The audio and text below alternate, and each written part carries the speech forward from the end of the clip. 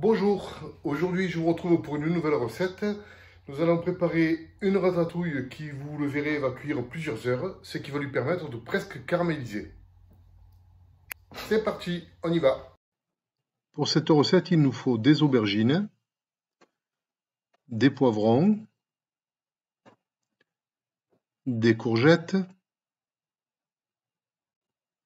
des tomates émondées, des oignons, de l'ail,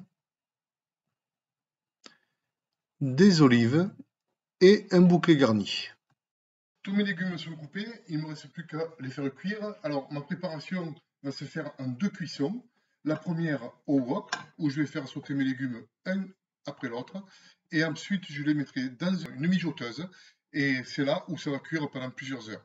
On va commencer par faire les aubergines. C'est le légume qui cuit le plus longtemps, qui est le plus dur à cuire.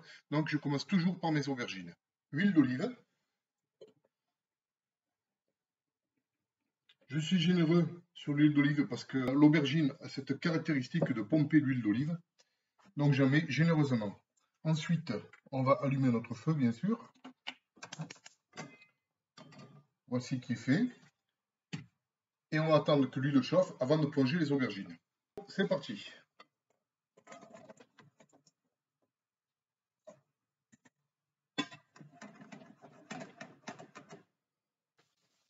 La pré-cuisson des aubergines est terminée. Je vais maintenant passer au poivron. Écoutez ce joli bruit et toutes ces couleurs, c'est pas joli. Allez, on passe maintenant aux courgettes. Les oignons, puis les tomates. Tomates que je pré-cuis avec l'ail. Je verse les légumes dans la mijoteuse, les uns après les autres.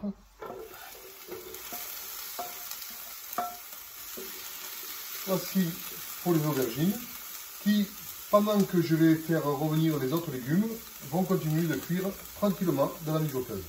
Je vais ajouter les poivrons qui sont grillés à mes aubergines.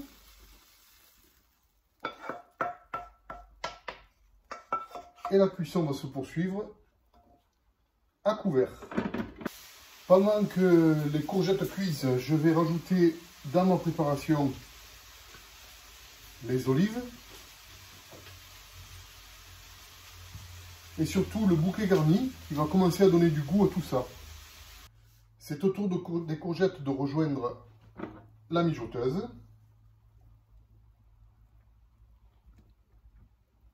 Puis à celui des oignons.